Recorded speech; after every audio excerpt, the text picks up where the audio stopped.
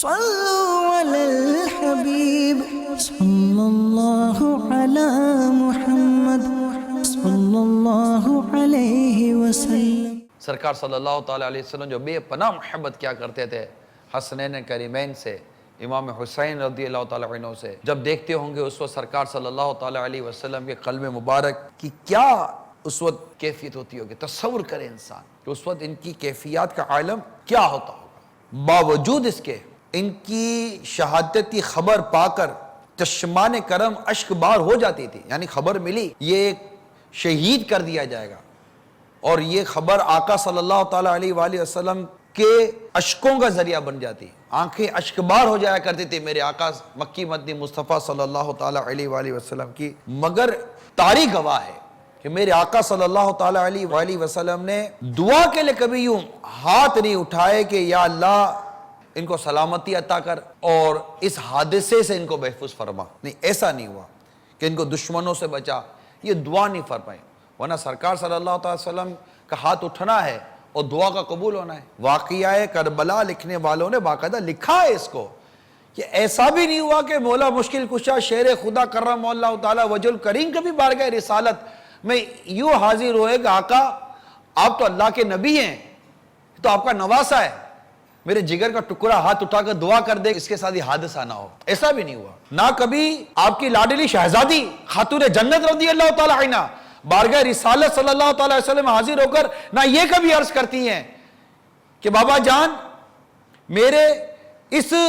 شہزادے کے لیے دعا کر دیجئے کہ اس کو یہ تکلیف نہ ہو، یہ پریشانی جو ہم سن رہے ہیں یہ نہ ہو، آپ دعا کر دیجئے۔ ایسا بھی نہیں ہوا۔ یعنی صحابہ کرام علیہ رضوان بھی جانتے تھے، یہ دیکھتے تھے امام حسین رضی اللہ تعالیٰ عنہ کو۔ جب بھی یہ روایتیں پڑھی ایک تصور بنتا ہے کہ خبر ہے کہ یہ آقا ہمارے اتنے مطلب کہ پیارے آقا امام حسین رضی اللہ تعالیٰ عنہ جن کو سرکار صلی اللہ علیہ وسلم سنگا کرتے تھے، فرمایا کرتے تھے یہ میرا پھول ہے، جگر کے ٹکڑے تھے، محبت اور پیار تھے، صحابہ کرام علیہ رضوان محبت کرتے ہیں، اتنا پیارا گھرانہ، اتنا پیارا خاندان، اور جانتے ہیں کہ یہ کربلا کے میدان میں شہید کیے جائیں گے۔ مگر کہیں بھی کوئی ایسی روایت پڑھی سنی نہیں ہے کہ کوئی بارگاہ رسالہ صلی اللہ علیہ وسلم میں حاضر ہوا ہو اور اس طرح کی دعا کا عرض کیا گیا ہو۔ چونکہ مورخین لکھتے ہیں، یہ لکھتے ہیں کہ بات یہ ہے کہ مقام امتحان میں ثابت قدمی درکار ہے، یہ محل عذر و تعامل نہیں، ایسے موقع پر جان سے دریغ جہاں باز مردوں کا شیوا نہیں ہوا کرتا، اخلاص سے جان نثاری عین تمنا ہے۔ دعائیں کی گئی مگر یہ کہ یہ فرزن مقام صفا وفا میں صادق و ثابت رہے، توفیق الہی عز و جل مساعد رہے، مصائب کا ہجوم اور آلام کا یہ جو آنے والا ان کے پاس مصائب و آلام آنے والے ہیں، اس میں ان کے قدم جمے رہے، ان کے قدم پیچھے نہ ہٹیں۔ آپ ان کی کس کہتے ہیں کہ راضی اللہ کی رضا پر راضی رہنا، اللہ تعالیٰ جس میں راضی اس میں ہم راضی، اس میں بہت بڑا سبق ہے کہ یہ اس مقام پر فائز تھے کہ اللہ کی رضا پر راضی تھے، کہ جو مطلب کہ تقدیر میں ہے، جو ہونا ہے وہ ہونا ہے، بس ہمارے قدموں کو لغزش نہ آئے، ہمارے قدم پیچھے نہ ہٹیں۔ اللہ تعالیٰ نے جو آزمائش، جو امتحان ہمارا مقدر کر دیا، اس امتحان میں ہم ثابت قدم رہیں، اس امتحان میں ہم پورے اتریں اور اللہ تبارک و تعالیٰ کی رضا پانے میں کامیاب ہو جائیں۔ حضرت مولا علی کرم اللہ تعالیٰ وجہ الکریم نے بیان فرمایا، یعنی جہاں ان کی شہادت ہونے والی تھی اس مقام پر پہنچے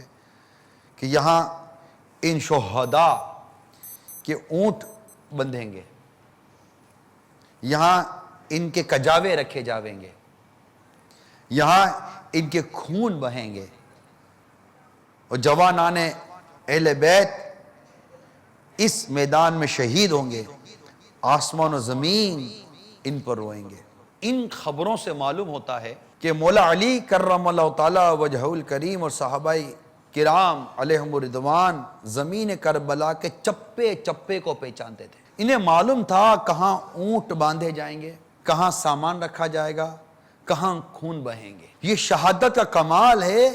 ایسا اعلان عام ہو، اپنے پرائے سب جان جائیں، مقام بتا دیا گیا ہو، وہاں کی خاک شیشوں میں رکھ لی گئی ہو، اس کے خون ہو جانے کا انتظار ہو، شوق شہادت پہ کمی نہ آئے، جذبہ جان نثاری روز بروز بڑھتا چلا جائے، تمام چاہنے والے پہلے سے باخبر ہوں، ہر دل اس زخم کا مزہ لے اور صبر و استقلال کے ساتھ جان عطا کرنے والے کی راہ میں جان قربان کی جائے۔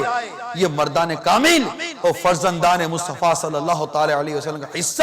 اور انہی کا حوصلہ ہے۔ ان کی کیفیت تو دیکھیں، ان کا صبر استقلال تو دیکھیے یار، کمال کی بات ہے، کمال کی بات ہے، یقین مانیے کمال کی بات ہے۔ مطلب یہ پڑھتے ہیں تو جیسے ایسا لگتا ہے تو رونگٹے کھڑے ہو رہے ہیں، ایک کیفیت بنتی ہے۔ اور اللہ کی بارگاہ میں جیسے کہ ہم دعا کریں یا اللہ ان کا صدقہ ہمیں بھی عطا فرما دے، ہمیں بھی جذبہ عطا کر۔ ارے ہم جان تو بڑی دور کی بات ہے، ہم تو وقت تک نہیں دے پا رہے یار، ہم سے تو 3 دن کا وقت نہیں دیا جا رہا۔ ارے بدقسمتی تو دیکھو، آج بدقسمتی دیکھو، ارے یہ جان دینے کے لیے تیار ہیں، انتظار ہو رہا ہے اس وقت کا کہ کب وہ وقت آئے گا، انتظار ہو رہا ہے اس وقت، وہ وقت آئے گا، وہ وقت آئے گا، وہ وقت آئے گا جب جان اللہ کے نام قربان کر دی جائے گی۔ اس قدر ان کی کیفیات تھی، مگر بدقسمتی تو دیکھو آج کے دور میں یہ عاشقان صحابہ اور اہل بیت، عاشقان امام حسین، عاشقان مولا مشکل کشا کرم اللہ تعالیٰ وجہ الکریم، عاشقان خلفائے راشدین، ان عاشقان رسول کے پاس، یہ عشق رسول کا، عشق صحابہ کا، عشق اہل بیت کا دم بھرنے والوں کے پاس آج نماز پڑھنے کا وقت نہیں ہے۔ یقین مانیے یہ بڑی غور کرنے کی بات ہے۔ جس یزید پلید کی ہاتھ پر بیعت نہیں کی میرے آقا امام حسین رضی اللہ تعالیٰ عنہ نے، ارے کیا نہیں ملتا آپ کو؟ بیعت کرنے کی دیر تھی، کیا نہیں ملتا آپ کو؟ مگر نانا کے دین کو بچایا، اپنی جان قربان کر دی،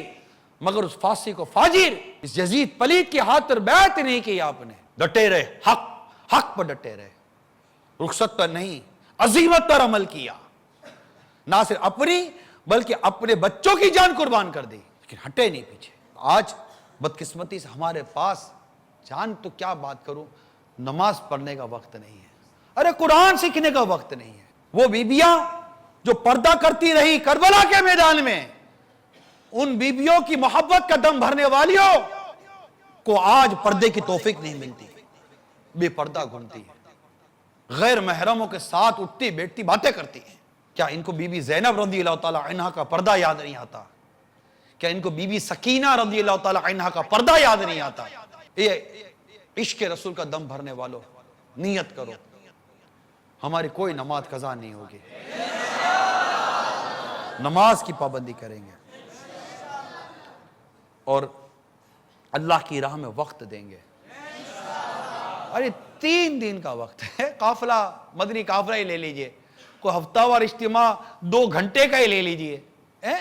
مدرسۃ المدینہ بالیگنج قرآن سیکھنا ہے، کوئی 1.25 گھنٹے کا مدرسۃ المدینہ بالیگنج لے لیجئے، کوئی درس لے لیجئے فیضان سنت کا جو 5-7 منٹ کا درس ہوتا ہے، کوئی گھری کا درس لے لیجئے۔ ہمارے پاس وقت نہیں، دین کے لیے قربان ہونا تو بہت بات کی بات آ جائے گی، ارے دین سیکھنے کے لیے وقت نہیں ہے۔ اب غور کریں، پتہ نہیں کیا مال اور دنیا کی محبت دل میں گھر کر گئی نا جی، کیا غفلت دل میں جم گئی ہے، کچھ سمجھ نہیں آتی کیسے یہ گرد جھڑے اور ہم مطلب کہ راہ خدا عز و جل کے لیے سفر کرنے والوں میں شامل ہو جائیں۔ ایک کاش میری ساری زندگی اللہ عز و جل اس کے پیارے حبیب صلی اللہ تعالی وسلم کے دین کے لیے، سنت و خدمت کے لیے وقف ہو جائے۔ میری زندگی کا مقصد تیرے دین کی سرفرازی، میں اسی لیے مسلمان، میں اسی لیے نمازی۔ صلو علی الحبیب صلی اللہ علی محمد صلی اللہ علیہ وسلم۔